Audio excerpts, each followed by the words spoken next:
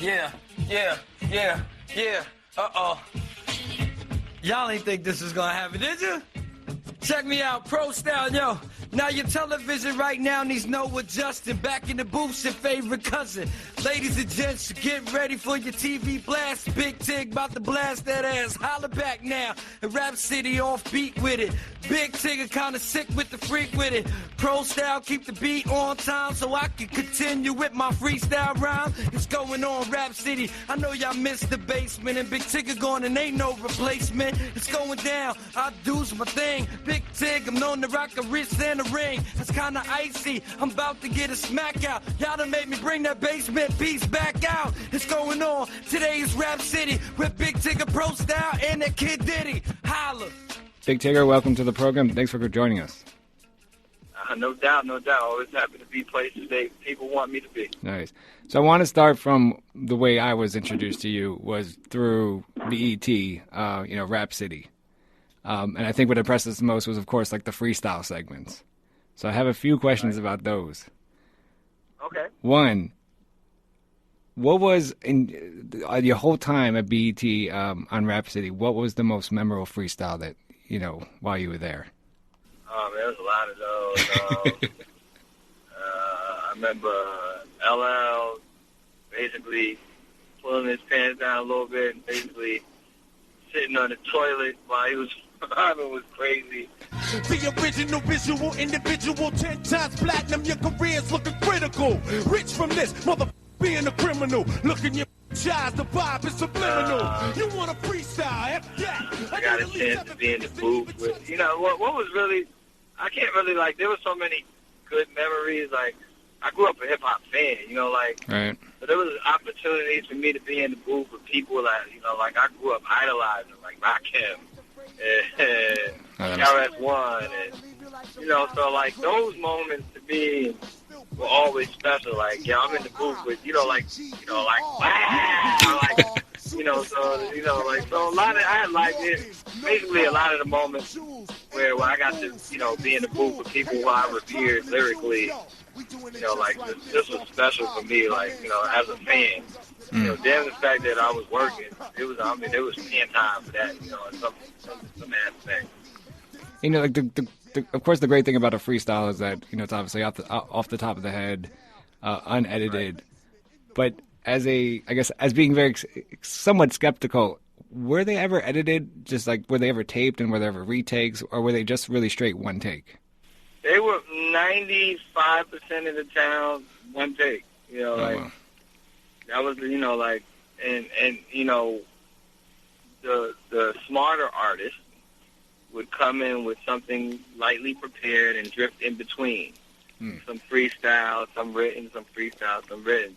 And then if you were just good at it, then, that was the art, that was the fun, that was the, who was going to get, none of mine were written. That was something I grew up doing and got really good at. And, I used to cater my freestyle to what was happening in the show and the artists and what album they had. If you really know how to do it, it's really, there is an art form to it, but it's very easy to do if you kind of get good at it. You know what I'm saying? The more you do it, you should be able to pop them off a lot easier. And I was, 6 years of doing it every day. That was, for me, that was it was fun and it was challenging, and that's what it was. So, but I would say most of them were just really freestyle. Were you ever? I mean, you just mentioned you grew up with some of these. You grew up watching some of these people. Were you ever intimidated to freestyle in front of them? Yeah, of course I was. You don't get the booth with Rakim. That's true. Daddy Kane, like now. And there was somebody for example, I remember, Jay got in there one day and I froze up a little bit. And I was like, nah, I'm gonna just let Jay rock. And I remember one time I really it was, even though he wasn't the biggest artist, I really respected Sauce Money and his talent. And I didn't want to go after Sauce Money. I was like, I'm not going first. I was like, I'm not going after Sauce Money. So, I mean, it was just a lot of, again, it was as an MC, it was always a challenge and the rah-rah of it all, but it was also fun for me. And, when I got into, having the opportunity to get in with some of the people who was, I always bring up Rakim because that's the God, you know. Like, how you know, I had to do it because I was like, well, I might not have enough opportunity to be in the booth with the God. So, you know, it was sometimes I got a little shook, but that also pressure makes me do better most of the time. Right. I always say that Rakim is maybe the one of the few artists that I could actually listen to all his albums, and I'm okay with him talking about himself a lot. Because he could just rhyme. That's the R, you know, like, there was lots of artists, you know, like, you know, not to drift too hard into what music is versus today, versus yesterday, but I think everybody would say agree it was a little bit more lyrical back then. Mm. You know, like, I grew up with that's how I grew up, you know, so when I'm put in a position to not only, you know, showcase my talents and abilities and other people's talents and abilities, you know, I want to show off a little bit. So it was just a lot of fun for me. It was like, you know, Backseat the Basement was 6.5 years of fun. Mm. And being able to get back to an art form that allowed me, that gave so much to me. When you were there, was there a lot of limit to, or I guess a lot of, handcuffing of what you could and could not play on BET? You know, I didn't really. Yeah, I would say there was but I wasn't one of the producers. Right. Okay. So I wasn't really tuned into what the music department was. You know what I'm saying? Like, that wasn't really my struggle or really what I dealt with. You know, I was just, my whole thing was like, if I thought somebody or something was hot out there, yeah, you do this. Sometimes I get a yes, sometimes I get a no. So, I mean, but I didn't really get into the playlist and all of that. That wasn't really my ballpark. Mm. I want to actually, you obviously have done more than BET's Rap City. You've, you know, moved on. You DJ. You're doing a radio show now. How do you, through all Rap's forever changing, how do you keep yourself staying relevant, you know, in the public eye? I don't have an exact formula for it. I mean, I've been saying this for almost 18 years now. I've been blessed to be me and people like it. Mm. I haven't changed. I really haven't changed much. I've refined. Of course, as you grow, you're supposed to, you know, broaden a little bit, get a little better, you know, be able to diversify a little bit. But I think I've been authentic to who I am. I think I've been authentic to, you know, what I am. You know, I haven't jumped on any bandwagon like, oh, this is hot now, so let me go do that. Right. Oh, this is, you know what I'm saying? I've always been me. And, you know, fortunately, me has worked out a lot. So that and a lot of hustle. I pay attention to what the direction and what's happening musically and artistically. And, a lot of paying attention and just trying to, again, not, while at the same time I can appreciate and be knowledgeable about. I haven't forsaken anything that's uniquely me just in order to jump on a trend, so to speak. Right. And I think people respect that. And I want to continue with your, Live at the Den with Big Tigger, your radio program, your radio show. I was on the website, and there's tons and tons of interviews. So a couple questions. What has been your favorite interview so far? We did like an interview series. I sat down with Jay, and I think it was Jay Diddy 50 and LL, R. Kelly. Like, I like instances where a lot of my favorite interviews were on BET when we did Blueprint. Mm. Blueprint allowed me to ask like questions that weren't just we have a time constraint.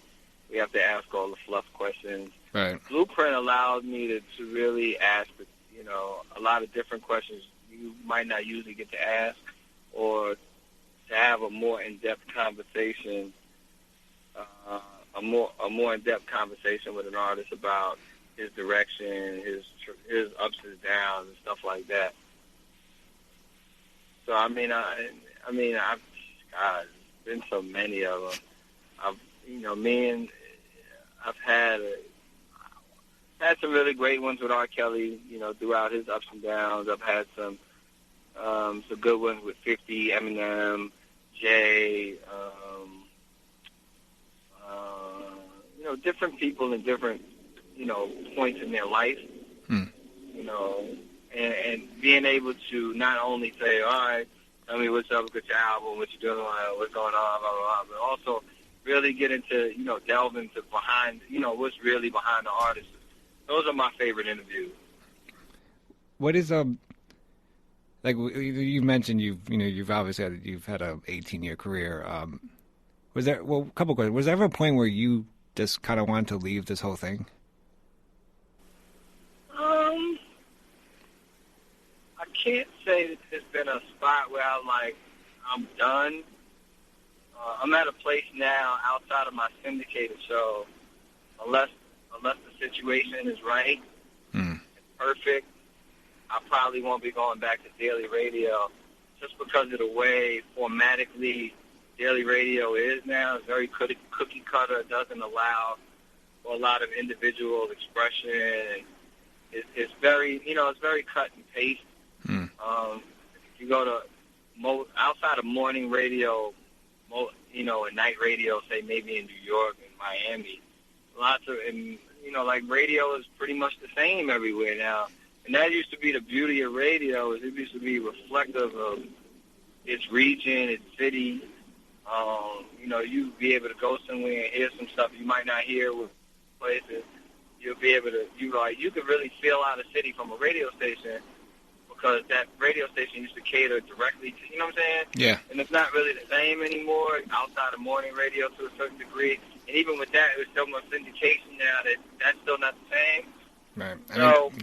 Outside of that, I do still really enjoy my syndicated show because I can do what the hell I want to do. I am the executive producer. Nice.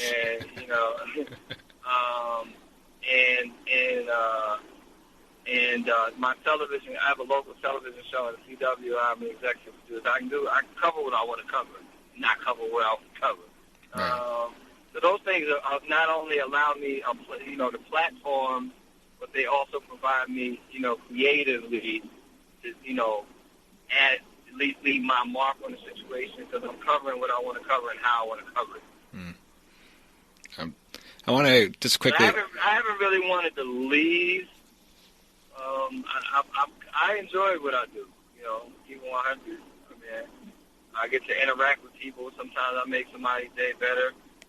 Somebody could be having a horrible day. I'll be able to help turn that around by what I talk to or who I talk to. So that part of it has always been the best part of it. I guess the not so great part is, you got to sacrifice a lot of your personal everything. Right. Well, you're pretty much a public figure now, so it's like, right. People probably go up to you on the street all the time. Yeah, and people, my friends and people who haven't been around, like, how do you do that? I was like, just keep it 100. When I don't want to be robbed, I don't come outside. Because when you're outside, you're quote unquote on stage, and they expect you to be the person you are. Right. If you really having a bad day and you don't want to see nobody, stay your ass in the house. I want to go outside of the, just of your job, of your daily work, and go to your organization, the Street Corner Foundation. When did HIV when did that become important to you? HIV awareness. Well, when we first started in 2001, I had been to a bunch of other people's little charity weekends, and I just wanted to have a weekend.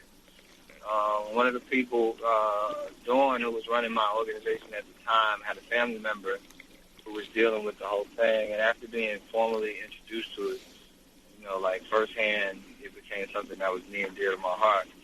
And, we began on this course to help combat the disease through awareness. HIV, for the most part, is a disease of choice. People get it from making bad choices. Back in the days, you might have got it from a blood transfusion.